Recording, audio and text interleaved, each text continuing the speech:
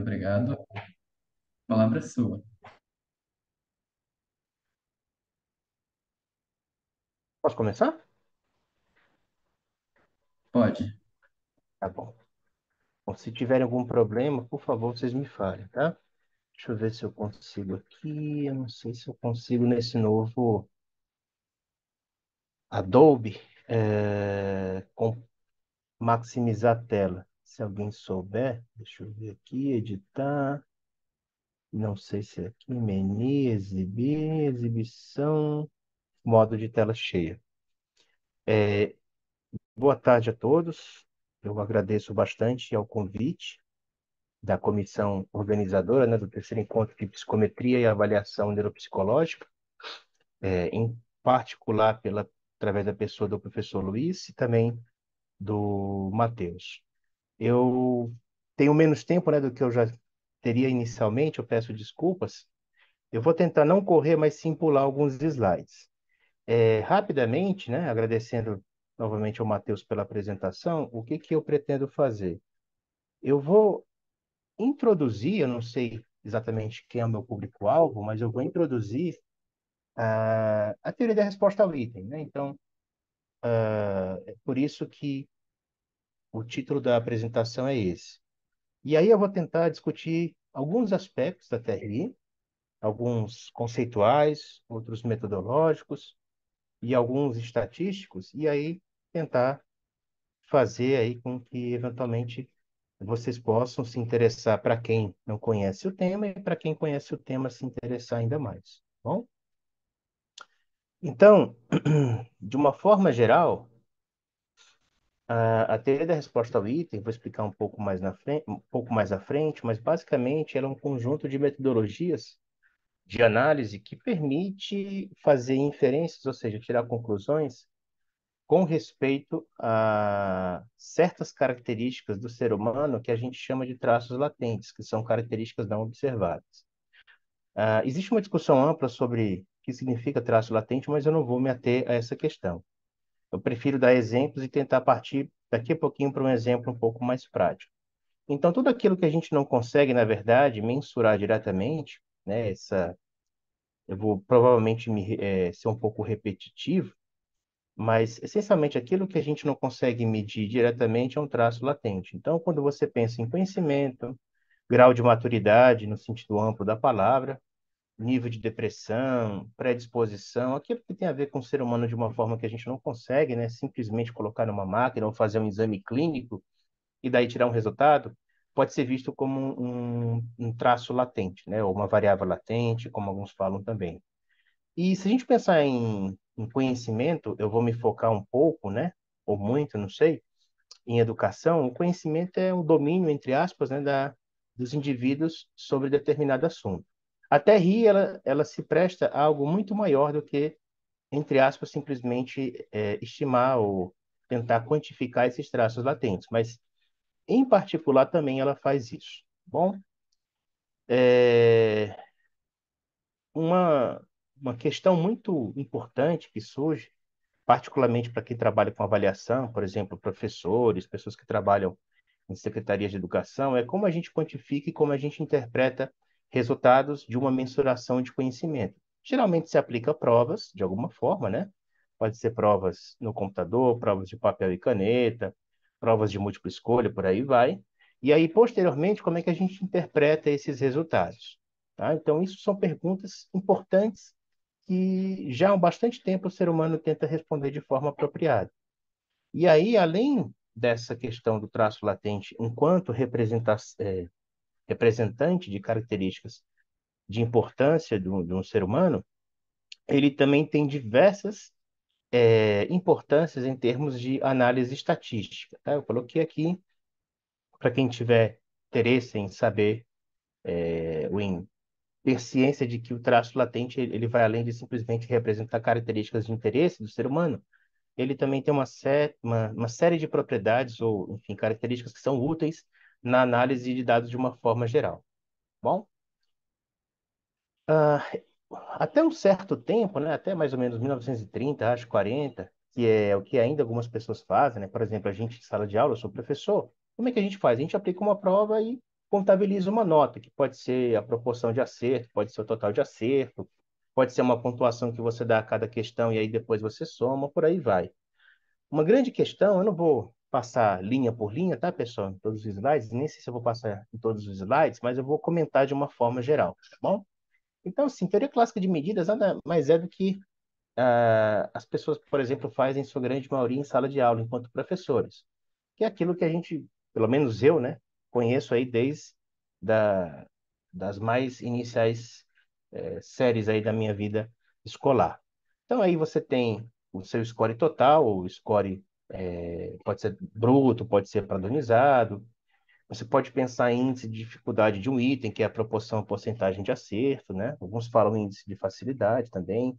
Você pode pensar em índice de eliminação, ou seja, o quanto o item consegue diferenciar. O item que eu falo é questão, tá? Por isso, a gente fala de resposta ao item. No fundo, o item é questão. Se alguém tiver uma dúvida também, eu não sei como é que é a dinâmica do congresso, mas vocês podem perguntar a qualquer momento, tá? Você pode pensar em índice de discriminação, que é o quanto um item consegue diferenciar, o quanto pessoas que têm conhecimentos diferentes de fato, né, diferem em termos desse conhecimento, por aí vai. Tá? A teoria clássica de medidas, a TCM, ela tem diversas limitações, eu não vou me ater a elas, mas ela tem diversas limitações que a tornam desinteressante a partir de certo momento ou para resolver algumas questões de interesse. Tá bom? Aí tem algumas outras características, né, ou medidas que a gente fala, medidas estatísticas, para você tentar aí identificar o comportamento dos indivíduos e dos itens, que são as questões, tá? Basicamente, quando você pensa em avaliação psicométrica, e em particular avaliação educacional, você tanto tem, pelo menos, as características dos indivíduos, que no fundo é o conhecimento, o traço latente, e você tem a característica dos itens, que aí você pode definir de várias formas. As mais fundamentais, quando você pensa em itens, são a dificuldade do item, a discriminação do item, tá? Ou seja, a dificuldade, o quanto o item exige de conhecimento para você respondê-lo corretamente, se você pensar num item dicotômico ou num teste de múltipla escolha em que você corrige as respostas como certo e errado, tá? Tem outros que a gente pode pensar, mas no momento não vem ao caso. Bom, então ela tem diversas limitações. É por isso que as pessoas passaram ou procuravam, né, aí uma alternativa, e hoje em dia existem várias alternativas, dentre elas a teoria da resposta ao item. Tá? Existem várias alternativas à TCM. E aí eu quero fazer daqui a pouco uma brincadeira, que é o seguinte, né? Como é que a gente pode entender melhor o que que é a teoria da resposta ao item, o porquê que ela é tão interessante e o porquê que ela vem sendo tão utilizada, né? Como é que a gente pode confiar nela? Todas essas perguntas, elas são muito, muito relevantes, particularmente em avaliações educacionais, mas em psicométricas de uma forma geral. A avaliação psicométrica é quando você quer medir algumas características inerentes ao sujeito, ao indivíduo, tá? E esse indivíduo ele pode ser uma pessoa, pode ser um grupo de pessoas, podem ser empresas, escolas, por aí vai, tá? Mas em particular indivíduos. Então, todas essas perguntas que eu coloquei aí são de grande interesse em termos de avaliações educacionais. E todas elas, e para todas elas, as respostas ou a resposta que a TCM pode fornecer tem limitações e às vezes limitações que a tornam inviável, né? Ou seja, você não consegue responder as perguntas de interesse de forma adequada, pelo menos usando a TCM. E aí daqui a pouquinho eu vou colocar um exemplo para que todas essas questões elas fiquem devidamente entendidas. Um exemplo bem interessante, antes de chegar a essa questão, imagina que duas pessoas respondem a mesma prova, né? Uma prova corrigida, sendo o desempenho do indivíduo mensurado por uma nota de 0 a 10. O que que significa um indivíduo tirar 8, por exemplo, e um outro indivíduo tirar 6? O que que significa isso, né? Não é uma pergunta, em princípio, simples de resolver, tá? Bom, um outro conjunto de motivações é que dentro da teoria da resposta ao item, e aí como por causa do tempo e por causa de não saber também o quanto cada pessoa da audiência tem de conhecimento a respeito, eu vou falar de uma forma mais genérica, né? Quando você fala proficiência, que é um tipo de traço latente, no fundo é uma maneira de você nomear ou identificar, ou enfim, definir o que que é o conhecimento. Ou seja, no fundo, o quanto a pessoa sabe de algo a respeito de um determinado assunto, tá? Mas além do conhecimento, outros tipos de traços latentes a gente pode também modelar pela teoria da resposta ao item, por outros modelos também, por outras metodologias, mas também em particular pela teoria da resposta ao item, tá? E uma coisa interessante da TRI, né, da TRI, é que você consegue quantificar, interpretar diversos tipos de traços latentes, tendo resultados da aplicação de um instrumento de medida, que, como a gente mostrou, pode ser uma prova, um questionário, perguntas que você faz a pessoas que passam na rua, pesquisa de opinião e por aí vai. Tá? Tem vários tipos também, e aí quem tiver interesse, tudo que eu estou falando, não entender nada ou entender pouco, tiver curiosidade, eu posso passar também posteriormente a minha apresentação, tá? E aí, um ponto bem interessante, bem importante, é como é que a gente consegue medir os traços latentes, né? Ou seja, as proficiências, ou o que você queira medir de indivíduos. Você pode simplesmente perguntar para ele, né? Você, como professor, pode dizer assim para um aluno: "Ó, quanto você sabe aí do assunto que a gente está vendo no semestre?" Provavelmente ele vai dizer que sabe tudo que ele viu até aquele momento. Então, essa não é uma forma apropriada da gente responder essa pergunta. Pode, por exemplo, aplicar uma prova ou aplicar várias provas ao longo do semestre e aí ver o desempenho do indivíduo ao longo dela. Mas também eu não tenho tempo para representar bem, para apresentar bem esse assunto, mas eu acho que é um consenso, digamos assim, de que não é fácil você interpretar um número que você obtém a partir da aplicação de um teste, né? E quanto mais números, por exemplo, ao longo de um semestre, como esse exemplo que eu forneci, né? E aí, uma coisa bem interessante, um ponto que diferenciou a TRI da teoria clássica de medidas e a diferencia de outras metodologias anteriores a ela e posteriores a ela, é que a gente consegue na TRI permitir que itens, né, ou seja, o comportamento dos itens e o comportamento dos indivíduos sejam colocados numa mesma régua. E você tendo uma régua bem definida, né, essa régua é um ente abstrato, mas se você pensar num ente específico, como uma régua que mede a altura, ou uma trena, por exemplo, ou uma régua muito grande, a gente sabe o que significa uma pessoa ter 1,80 m, uma pessoa ter 1,50 m, uma pessoa ter 1,60 m e por aí vai, né? Então, quando a TRI nos permitiu, através de características ou digamos assim, de características não é a melhor palavra, mas é a melhor que eu consigo encontrar no momento, de certos elementos, na verdade, que ela tem através de modelos estatísticos, né, que eu não vou mostrar muito a respeito, conseguiu ou permitiu que a gente construísse essa régua e colocasse vários indivíduos dentro dessa régua, os comparasse e, ao mesmo tempo, colocasse esses itens, né? Os itens, questões de um instrumento de medida. E como é que isso é feito? Eu vou dar um exemplo, não sei se a gente tem no próximo slide, mas daqui a pouquinho, nos próximos três, começa esse exemplo que eu acho bem interessante, que não é meu exemplo, tá? É de um professor amigo meu, da Holanda, que divulgou entre vários conhecidos dele, né? Inclusive, junto ao meu orientador, que depois divulgou para mim. Então, a gente pode pensar numa régua de proficiência, eu acho que vocês estão vendo o meu mouse, como algo assim, né? Você tem aqui uma certa pontuação, que em princípio não tem um significado muito fácil de entender, mas são números, no caso aqui, inteiros, e que de fato, do 10 para o 20, do 20 para o 30, a gente tem a mesma distância, né? Seria como se fosse uma régua usual, como se isso aqui pudessem ser centímetros, milímetros, metros ou coisa do tipo. E aí a gente pode pensar que essas setas em negrito são pessoas que estão dentro dessa régua, dessa escala de proficiência, como se chama em avaliação educacional. E aí uma coisa interessante, um primeiro ponto interessante da TRI é que a gente consegue construir essa régua, coisa que a teoria clássica de medidas dificilmente permite, mesmo assim, nem sempre com as interpretações que a gente quer, permite construir essa régua e não somente isso, a gente consegue colocar, por exemplo, os indivíduos dentro dessa régua. Então, assim, se eu tenho uma régua, eu posso tentar dar significado, por exemplo, para cada um desses intervalos, e se essa régua for a proficiência em matemática relativa, digamos, ao nono ano, né, do ensino fundamental, salvo engano, né, que chama agora, a gente pode tentar dar interpretação, ou seja, dizer o que significa estar em cada um desses intervalos em relação a isso que a gente está medindo, que seria, por exemplo, o conhecimento em matemática em nível do nono ano do ensino fundamental, tá? Mas indo um pouco mais adiante, vamos pensar na altura, né?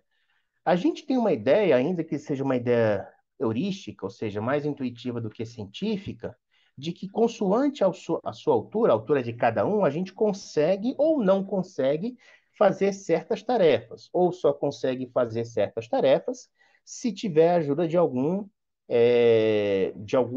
instrumento que nos permita fazer isso, né? Por exemplo, com certas alturas, né, se eu tiver uma altura muito pequena, eu não consigo alcançar a parte superior de um armário, não consigo alcançar, por exemplo, o bagageiro de um avião, assim por diante. Então, a altura ou a régua que mede a altura, ainda que tenha sido algo arbitrário, tem um certo significado, tem um certo propósito, e a gente consegue comparar, por exemplo, uma pessoa que tem 1,60 m é 10 centímetros menor do que uma pessoa que tem 1,70 m e é 10 centímetros maior do que uma pessoa que tem 1,50 m.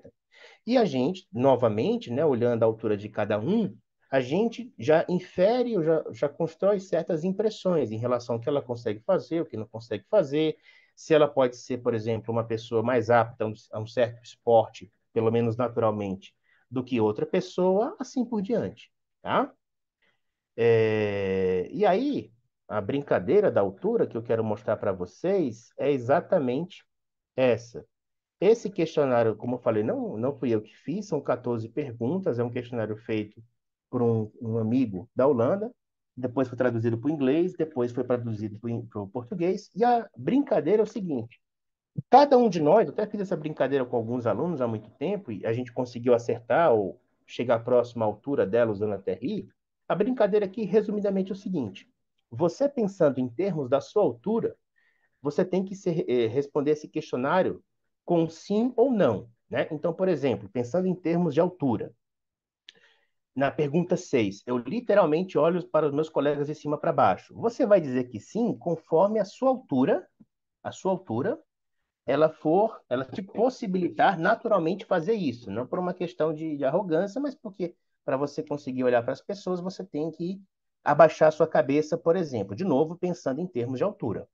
Aqui tem uma questão interessante, é que como perdão, esse questionário foi pensado em termos da população da Holanda, não necessariamente ela vai funcionar bem para outras populações, né? A Holanda é o país que tem a maior média de altura do mundo. Uma outra pergunta. Você regula o banco do carro para trás? Ou seja, quanto mais alto, maior a probabilidade de você dizer que regulava. Que você vai ser, por exemplo, né, pensando no motorista, se você puxar muito para frente, você vai ficar bastante incomodado na hora de dirigir o seu carro. Então, a ideia é o seguinte: essas perguntas foram feitas, resumidamente, de tal forma que quanto mais alto você for, maior a probabilidade de você responder com um sim cada uma dessas perguntas, tá? E aí, eu destaquei essas 5 perguntas, né? E aí a ideia é o seguinte: eu quero hipoteticamente mostrar para vocês que através da aplicação da TRI, ou seja, tem todo um processo que eu não vou mostrar, mas quem tiver curiosidade eu posso falar, eu posso mandar o material, pode entrar em contato comigo posteriormente. A ideia é o seguinte, olha, eu tenho essa escala de altura, notem que ao posicionar essas 5 perguntas, né, pergunta 2, 4, 7, 9 e 10, não de forma arbitrária, mas usando a TRI, eu consigo dizer o seguinte, olha, dentro dessa minha metodologia, uma pessoa, por exemplo, de 1,70 m, ela consegue executar as tarefas 9 e 7 sem ajuda, né? Por exemplo, que seriam 9 e 7, perdão. 9 e 7 é você é capaz de pegar um objeto no alto de um armário sem usar a escada e você consegue guardar a bagagem no porta-malas do avião. Ou seja, uma pessoa dentro dessa escala, com uma altura de 1,70 m, consegue realizar sem problemas essas duas tarefas. No entanto, a altura que ela tem não a permite desenvolver ou concluir essas atividades de forma sozinha, né? Sem ajuda de terceiros ou de algum instrumento. Quais seriam 2, 4 e 10? 2 seria frequentemente descer as escadas de 2 em 2 degraus, ou seja, isso é para pessoas dentro dessa escala que teriam uma altura maior que 1,70 m. Eu não faço isso, por exemplo, né? Eu tenho 1,80 m e eu não faço isso. Eu costumo descer não pelo perigo somente, mas também porque eu não tenho altura suficiente. Como policial, eu não acho que eu impressionaria muito, porque eu não tenho uma altura. em termos da corporação que me destacasse, né? E nem tampouco, um, é, eu não costumo também regular o banco do carro para trás, né? Eu tenho ali mais ou menos, eu dirijo também, eu tenho ali mais ou menos o banco numa distância mediana, né? Digamos assim, em relação ao que ele, ou menos da mediana, na verdade, em relação àquilo que a gente pode regular, tá? Então, qual é a ideia? Se eu tenho uma régua que é interpretável, esses números, né, seriam os números representantes das alturas dos indivíduos que eu fosse colocar nela, e ao mesmo tempo eu coloco os itens com esse significado que eu falei nessa escala, por exemplo, uma pessoa de 1,80 m já consegue fazer essas três atividades, mas não conseguem fazer essas duas, assim por diante. Tá? Se eu conseguir fazer isso, eu consigo interpretar os resultados, eu consigo comparar os itens, por exemplo, dizer o que cada pessoa consegue ou não consegue fazer em princípio, dada a sua altura, tá? E comparar indivíduos. E aí eu posso pegar três pessoas, aleatoriamente, né? Caio sou eu, José é uma pessoa imaginária, e o professor Dalton é o meu ex-orientador, né? Então, a gente consegue dizer como cada pessoa se comporta em relação às outras e em relação à escala, né? Ou seja, segundo essa escala, eu seria capaz de realizar as tarefas 9, 7, 10, assim como o José, né? Ou seja, vocês percebem que aí, dependendo da quantidade de itens, pessoas que têm uma certa diferença, o José que tem 1,76 m, 1,77 m, né, mais ou menos, faz as mesmas coisas que eu em relação a esses cinco itens, ou seja, não necessariamente porque temos alturas diferentes, nós temos habilidades diferentes em relação a essa escala, já o professor Dalton consegue fazer uma tarefa a menos do que a gente consegue fazer, tá? Então, assim, resumidamente, sem adentrar em aspectos mais técnicos, teóricos, metodológicos, um dos ganhos, né? E é claro que eu não espero que vocês entendam por que que a gente não consegue fazer isso com a teoria clássica de medidas e a gente consegue fazer isso com a TRI. Não é tão simples de colocar isso, né? Por exemplo, eu já dei cursos de TRI para pós-graduação e a gente tem aí 4 meses para dar todo o conteúdo e às vezes são 2, 3 aulas para a gente explicar os conceitos fundamentais, tentando resumir em 1 hora, né? Menos de 1 hora. Mas a ideia, em termos dessa necessidade, né, de construir a régua, a escala, colocar as pessoas e colocar os itens, talvez a primeira grande contribuição da teoria da resposta ao item, tá? Então, várias pessoas já fizeram exercícios com esse banco de dados aí, né? Na verdade, com essas perguntas. A gente já tem um certo material que permite que a pessoa simplesmente responda o questionário e a gente consiga estimar a altura dela. Que foi o que eu fiz para alguns alunos há muito tempo e a gente conseguiu acertar ou chegar próximo à grande maioria da altura da grande maioria das pessoas. Tá bom? Então, esse seria talvez a contribuição principal da TRI. Se vocês não tiverem perguntas, deixa eu avançar um pouquinho mais, tá? Então, basicamente, você pode pensar num modelo, né, que no fundo a TRI se traduz por modelos, equações, fórmulas, coisas do tipo, que em si eles carregam características, elementos, eu não vou ficar nomeando tecnicamente aqui, que permitem, com base num conjunto de informações, por exemplo, eu apresento esse questionário para um grupo de pessoas, eu tenho lá o 0 ou 1 de cada uma delas, ou seja, 0 é não, ou seja, eu não tenho essa característica, e 1 seria sim, eu tenho essa característica. Através desse modelo, eu uso alguns outros elementos e eu chego a um resultado como esse aqui. Tá? Essa é uma ideia básica, tá bom? E aí, pessoal, como é de se esperar, né? A TRI surgiu inicialmente lá no final da década de 40 e 50, de forma, pelo que diz a história, independente, né? Tanto nos Estados Unidos quanto na Dinamarca, lá com Reich. E aí depois ela foi se espalhando, e aí, desde então, surgiu muita coisa sob o guarda-chuva da teoria da resposta ao I, tá? Mas basicamente é isso. São fórmulas que têm elementos e possuem interpretações adequadas que, junto com outras metodologias estatísticas, permitem, até certo ponto, responder essas perguntas, tá? Basicamente é isso. E aí, algo muito interessante é que ela possui uma aplicação ampla, embora ela surgiu aí no bojo da avaliação educacional, ela tem uma aplicação muito imensa, muito ampla. Por quê? Porque tudo aquilo que você tem interesse em medir, né? Medir que eu falo é quantificar, ter um resultado que me permita tirar conclusões, como eu falei, conhecimento, por exemplo, nível de depressão, coisas do tipo. Tudo que envolve esses construtos, né, que são as variáveis latentes, tem nomes diferentes, e aí tem toda uma discussão, como eu falei. Posso também mandar material para quem tiver interesse nessa questão mais, talvez, conceitual ou filosófica. É, ela se tornou extremamente necessária e importante, e aí ela se desenvolveu demais, né? Ela começou, como eu falei, o Lorde lá nos Estados Unidos, já falecido, o Reich também, só que na Dinamarca, tá? E aí eles propuseram modelos semelhantes, mais diferentes em certo sentido, e depois essas propostas foram aumentando e conversando umas com as outras, tá? Tem muita aplicação, você tem aplicação no SAEB, no Enem, no ENAD, no SARESP aqui em São Paulo, no SPAES lá no Ceará, em avaliações de menor escala, mas ela tem sido usada muito no Brasil e no mundo, né? O PISA, o TOEFL, tem uma outra avaliação que é feita nos Estados Unidos que eu esqueci, né, como se fosse o SAEB deles, né, que também usa a teoria da resposta ao item. Então, a aplicação tem aos montes, né?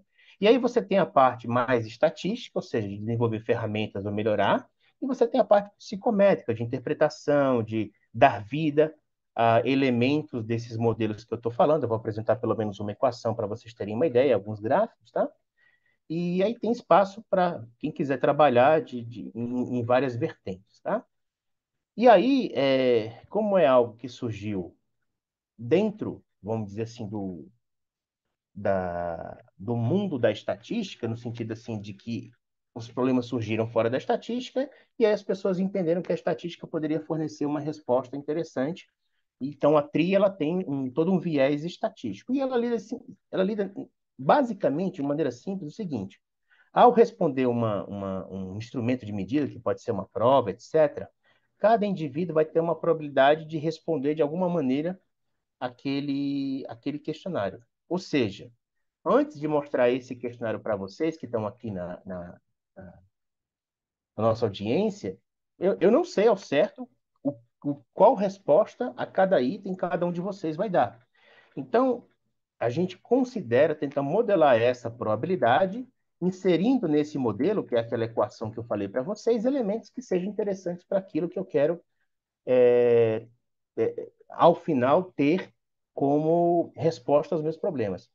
Uma observação, todo modelo, pessoal, toda representação científica, ela está errada, no sentido de que ela é limitada. Ela não considera todos os elementos da realidade. Então, modelos são aproximações limitadas e a gente tem a intenção de que elas sejam as mais úteis possíveis. E aí tem formas de verificar isso empiricamente, por exemplo, tá? E aí eu vou só passar um pouquinho aqui, não vou falar de coisas mais técnicas. E aí um outro elemento, uma outra característica, melhor dizendo, que é o que eu estou identificando aqui com essa mãozinha, o segundo item desse slide, que é chamada propriedade da invariância, que diz o seguinte: olha, não importa, por exemplo, quem vai responder esse questionário aqui, ou, em princípio, não importa quais perguntas você responda dentro desse questionário. Teoricamente, se certas condições forem satisfeitas, esses resultados não vão mudar, porque mesmo que sejam diferentes, a gente consegue fazer uma ligação entre eles. Por quê? Por causa dessa régua que a gente consegue, de alguma forma, fixá-la como sendo invariante ao longo dessas diferentes configurações. Tá? Então, isso foi também fundamental para que a TRI pudesse ganhar esse destaque todo. Tá bom? Esse gráfico, eu acho que talvez seja o mais importante que eu queria mostrar para vocês. Eu não sei, o Matheus pode me interromper quando você quiser, tá? Temos 14 minutos aqui para as 3, segundo o meu relógio. Mas esse gráfico aqui talvez seja o mais interessante que eu tenho nessa apresentação e bastante intuitivo. O que que é isso aí? Eu peguei um teste real, esse é um teste real, acho que eram 450 pessoas respondendo a vários itens dicotômicos, né, o 0 ou 1, ou seja, Eram de múltipla escolha, mas eram corrigidos como certo e errado. Minto, eram dissertativos, mas corrigidos como certo e errado. O que que é isso aqui, ó? Eram 20 questões, 20 itens, né? E aí, isso aqui são os scores possíveis desse teste. Vai de 0 até 20. Errei tudo até acertar tudo. E o que que esses pontinhos que estão aqui representados na escala Y, né, no eixo Y? Dentro de cada um desses grupos, eram 450 ou 440 indivíduos, a gente pegou ó, quantos erraram todos os itens, ou seja, tiveram score 0, quantos tiveram score 1 e assim por diante. E dentro desses grupos, eu coloquei aqui a proporção de pessoas que para esse item que eu selecionei aleatoriamente respondeu corretamente. Então, o que que a gente percebe aqui? Tem um limite superior e inferior, né? Ou seja, as pessoas que responderam incorretamente todos os itens, em particular, vão responder incorretamente esse item. As pessoas que responderam corretamente a todos os itens, em particular, vão responder corretamente esse item. E você percebe que à medida que eu vou aumentando o score, né, o score desse grupo, a proporção vai aumentando de uma forma não linear. E aí esse gráfico, né, o gráficos que as pessoas foram percebendo que com mais ou menos diferenças tinham esse formato crescente não linear, com essas que a gente chama na matemática, né, não sou matemático, mas se chama lá na matemática de assíntotas, ou seja, um limite no zero e um limite no um, as pessoas pensaram em modelos, ou seja, em equações que pudessem representar a realidade que, via de regra, se assemelhava com esse gráfico que eu estou apresentando aí para vocês. Bom? E aí, com isso, eu vou passar um pouquinho, tá, pessoal? E aí, com isso, as pessoas começaram a se perguntar, tá, que tipo de modelo, ou qual é a aparência que o modelo deve ter para que eu possa representar bem essa realidade e, ao mesmo tempo, responder aquelas perguntas de interesse que eu coloquei lá no começo, tá? E aí, vou passar aqui um pouquinho, tem uma discussão estatística, né? Mas, no fim das contas, eu só quero, o tempo está acabando, eu quero apresentar para vocês esse modelo aqui que eu acho que é um modelo mais conhecido, né? E eu quero me deter nele. Esse é o modelo logístico de três parâmetros, o chamado que é muito usado no SAEB, SARESP, Enem, o SPAES lá no Ceará e por aí vai, tá? O que que aparentemente, né, essa estrutura aqui um pouco estranha nos está dizendo, né? Eu vou ter para cada indivíduo que eu estou representando pelo índice J e para cada item, questão de um teste I, eu vou definir essa letra, essa variável que a gente chama aleatória, como sendo um se ele respondeu corretamente, ou seja, estou pensando em itens que são corrigidos como certo e errado. Ele vai ser um se eu acertei e zero caso contrário. Eu preciso também colocar nesse modelo, o modelo é isso aqui, na verdade o modelo é tudo isso aqui, essas duas linhas, né? Eu preciso colocar nesse modelo uma distribuição de probabilidade para representar essa aleatoriedade. A Bernoulli é o mais natural. A Bernoulli é uma variável aleatória que assume valor 0 ou 1, ou seja, representa bem, em princípio, esse tipo de comportamento. Além disso, eu preciso colocar os indivíduos e os itens dentro desse modelo, que são os meus elementos fundamentais. Os indivíduos são representados por essa letra teta J, que é a proficiência, no caso da avaliação educacional, ou traço latente, no sentido mais amplo. E aí eu tenho três letras, né, do alfabeto latino que representam características do meu item, o A, o B e o C. O B é a dificuldade, ou seja, o quanto eu preciso ter de teta, de conhecimento, para ter uma probabilidade razoável de responder corretamente a esse item, tá? Vou mostrar um gráfico daqui a pouquinho que eu acho que vai ajudar. O A seria a discriminação, ou seja, o quanto eu consigo identificar indivíduos que têm conhecimento diferente, ou seja, o quanto o item consegue dizer isso para mim. E o C, ele, desculpem um nome tão longo, ele é a probabilidade aproximada, cortou aqui embaixo, é uma assíntota que a gente chama de indivíduos com traço latente muito baixo. Esse modelo, que é um dos mais usados no mundo, no Brasil é o mais usado, ele diz o seguinte: mesmo que o indivíduo saiba muito pouco, pensando numa prova, né? Ainda assim, ele vai ter uma probabilidade diferente de zero de responder corretamente esse item. Como é que eu vejo isso, né? Aqui eu tenho três gráficos. O da esquerda, esse aqui da esquerda, eu fixei o C em 0,2, por isso que essas curvas não vão para o zero. Eu fixei o A em 1, só para esses números são arbitrários, eu não tenho tempo para falar muito sobre isso, mas eles são arbitrários. E os Bs, eles variam de -2 a 2, ó. -2 aqui, -1, 0, 1 e 2. Então percebam o seguinte, se o indivíduo, por exemplo, aqui é a escala do traço latente é o teta, aquele tetazinho que eu mostrei para vocês. Se o indivíduo tem um traço latente igual a zero, por exemplo, esse zero é arbitrário também, não quer dizer que ele saiba nada, tá? O zero é um número que tem um significado consoante. Eu faço aquela brincadeira de medir altura, por exemplo, como mostrei para vocês. Eu posso construir uma escala em que 1,70 m, nessa escala que eu estou construindo, seja representado pelo número zero. Tá? Isso aí é arbitrário. Se o indivíduo tiver um traço latente zero, ele basicamente não vai responder corretamente a esse item que está aqui com B igual a 2, ó, porque a probabilidade dele responder é quase zero, mas já aumenta bastante quando eu vou para -1. Aumenta mais ainda quando eu vou para zero, e para itens com um B menor que o traço latente, é quase certa a probabilidade dele responder corretamente. Tá? O B desloca aquela curva. Essa curva aqui é simplesmente, eu estou modelando essa probabilidade aqui, tá? Esse vai ser um número entre 0 e 1, como está nesses gráficos, fixado o A, B e o C, variando o θ nessa escala, e o B aqui no caso é o que distingue as curvas. Se eu pegar esse gráfico do meio, ele é diferente. Eu fixei o C em 0,2, eu fixei o B em 0, e eu variei o A de 0,6 até 1,4, de 0,2 em 0,2. Então, percebam que aqui, o que tem de interessante? Por exemplo, se eu pego um indivíduo com traço latente igual a zero e projeto esse zero aqui na probabilidade, e pego, digamos, um indivíduo com outro indivíduo com θ igual a 2, quanto maior for o valor do A, percebam que maior vai ser a diferença entre as probabilidades de responder corretamente entre esses dois indivíduos.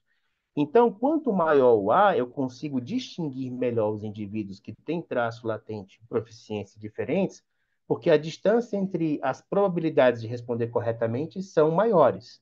Né? É assim que o A modifica essa curva. E, finalmente, mas não menos importante, nesse gráfico da direita, eu fixei o B em 0, fixei o A em 1 e variei o C de 0,1 até 0,3. E aí vocês percebam, né, que para tetas muito pequenos em relação ao zero, quanto maior o C, ou menor, né? Aqui é o menor C, vai para o maior, maior vai ser a probabilidade dele responder corretamente. Por que que isso faz sentido? Por que que esse C faz sentido? Porque em testes de múltipla escolha, por exemplo, ainda que o indivíduo não tenha conhecimento daquilo que está sendo perguntado, ele pode eliminar, por exemplo, alternativas incorretas. E aí responder ao acaso entre aquelas que ele não conseguiu eliminar, por exemplo. Tá? Então, esse é o modelo mais usual, um dos mais simples, não tão simples, mas é um dos mais simples, né? E que consegue representar bem. E com isso, isso quero voltar, também sei que não é fácil de enxergar isso, pelo fato do θ estar aqui sendo subtraído ou somado, aí depende de como você pode definir, se pode ser um menos ou um sinal de mais, e o B sendo a dificuldade, essencialmente, por isso é que eu consigo, deixa eu só voltar aqui um pouquinho, é por isso que eu consigo colocar indivíduos e itens na mesma régua. Então, a grande sacada das pessoas para representar essas curvas aqui, essas proporções, na verdade, foi pensar em curvas com essas características. Eu posso ter mais elementos dos indivíduos, eu posso ter vários tetas, eu posso ter não somente o A, o B e o C, eu posso ter um D aqui, eu posso ter várias variações, né? Me perdoem o pleonasmo, mas a grande sacada foi ter uma curva que tem esse comportamento em forma de S, que representa bem isso aqui, né? Claro que não é exato, é aproximado, e ao mesmo tempo o θ ter com o B essa diferença aparecendo em forma de diferença aqui nesse modelo, tá? Então, pessoal, deixa eu só perguntar aqui para o Matheus. Matheus, eu tenho quanto tempo mais para falar? Eu não quero atrapalhar, que aí eu decido o que eu apresento e o que eu não apresento.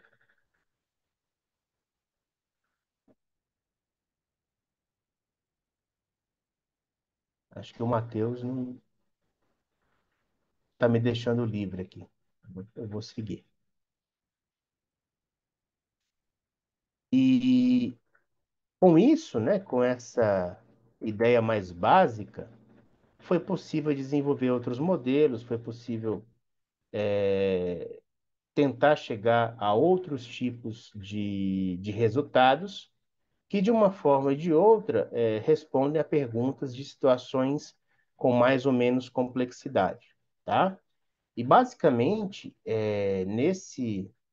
para esse resultado aqui, que eu apresentei para vocês, essa, dessa brincadeira de medir a altura, a gente usou um chamado modelo de dois parâmetros, que é fazer o C igual a zero. Que a gente pensa, né, que um indivíduo tendo uma altura muito pequena nessa escala, não tem como ele realizar aquelas tarefas que a gente colocou ali naquelas perguntas, tá?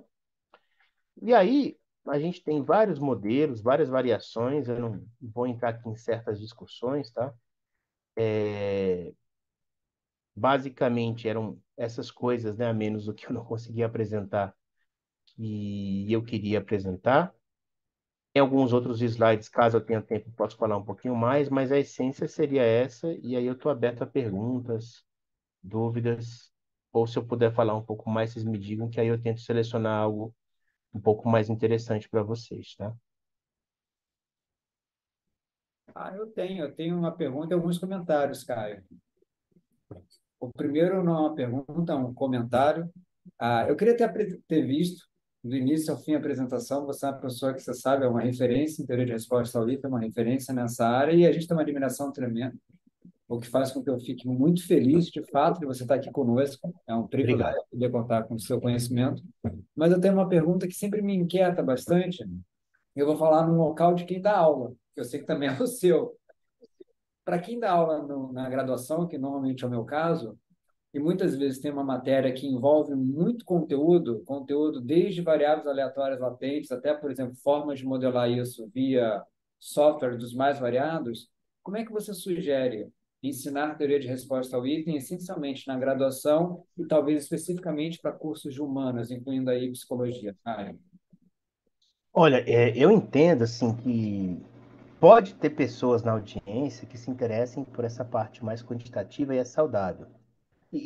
É uma discussão muito mais longa, não quero entrar em profundidade com ela, mas assim, se você pegar historicamente, pelo menos até os 20 primeiros anos da TRI, até antes, a maioria das pessoas que deram contribuição para essa área de psicometria não eram estatísticos, né? Então você tem, por exemplo, o Lodge, ele não era estatístico. O Spearman, o Kendall, o Pearson, o Van der Linden, que talvez seja o mais conhecido, não eram da área de exatas, vamos dizer assim.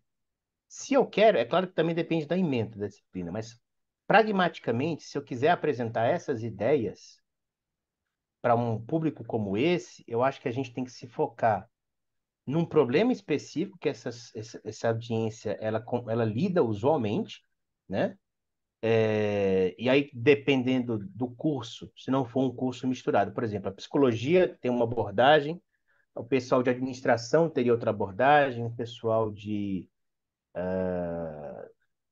pedagogia teria uma terceira abordagem, mostrando assim, olha, problemas usuais na área de vocês são esses, e uma forma de resolver é através da teoria da resposta ao item, tentando focar em resultados numéricos, né? Sem se aprofundar durante o curso, né? Nessas questões mais quantitativas. Mostra uma equação ou outra, tenta fazer gráficos. Às vezes é necessário ficar 2, 3, 4 aulas nessa parte mais quantitativa e usar bastante software. Isso ajuda. Eu Ah, acho que esse é o caminho. tem aqui a pergunta do João Marcos. O Eu João estou à ele disposição. acompanha tudo de área de TRI e psicometria. Eu sempre vejo você por aí, João. Ah, eu confesso que tenho dúvidas, especialmente imaginando a viabilidade do uso da técnica em algumas aplicações. Futuramente me permite. Então, na verdade, me parece que ele quer o seu contato, seu e-mail, deve estar no slide, né?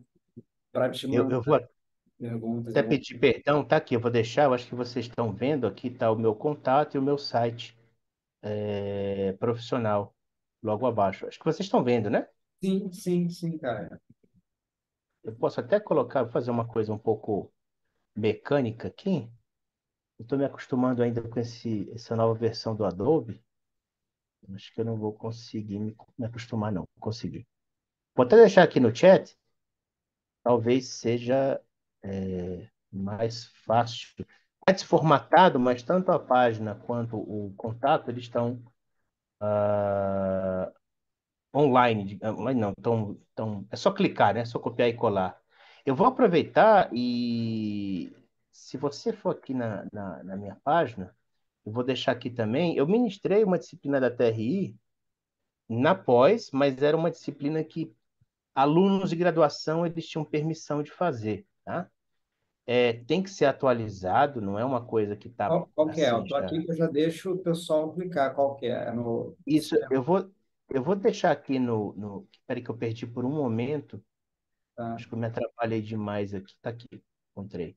Eu vou deixar aqui. Aqui está o link. Se vocês clicarem nesse último link, vocês vão para essa página. Tem software, tem parte metodológica, tem parte estatística, tem parte de interpretação. Tem um viés estatístico porque é um curso de pós para estatística, né? E eu tenho um viés, né? Eu gosto de ver verossimilhança, gosto de ver equação, eu gosto de ver as coisas convergindo, né? Mas, claro, me preocupando aí com a aplicação, né?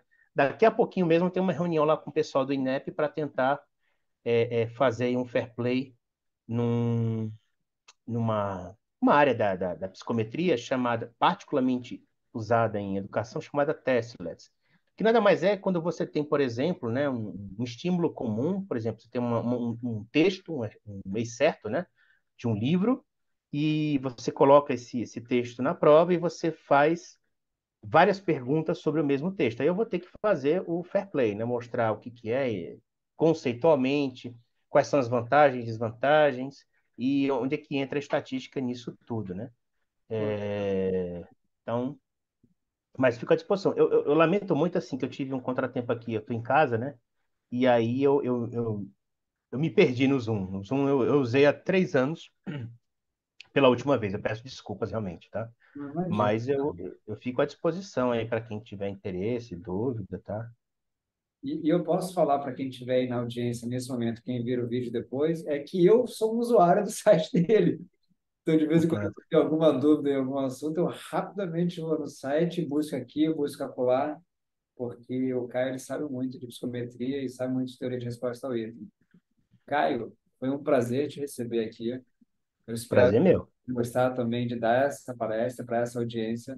As portas estão mais do que abertas, estão escancaradas para você. E, por gentileza, Caio, sempre que você quiser estar conosco, e se estiver na cidade do Rio de Janeiro, o chopp ou o café é aqui por nossa conta da PUC. Tá legal? Eu vou no café. O primeiro não me agrada muito, não. O café é o cajuína, mas cajuína fora do Ceará a gente não consegue Não, encontrar, é não, não, não, difícil. não. Café a gente consegue aqui no departamento. Mas a culinária carioca, né, em particular, me apetece bastante, né? Tá, então, já Então, tem um convite feito. Quando vier para cá, se tem meu número, é só ligar que a gente sai. eu já guardei já. Obrigado. Eu agradeço bastante, viu? Um abração para vocês e obrigado, Matheus, por coordenar a mesa. Você também Por foi nada, Luiz. bola. Para que a gravação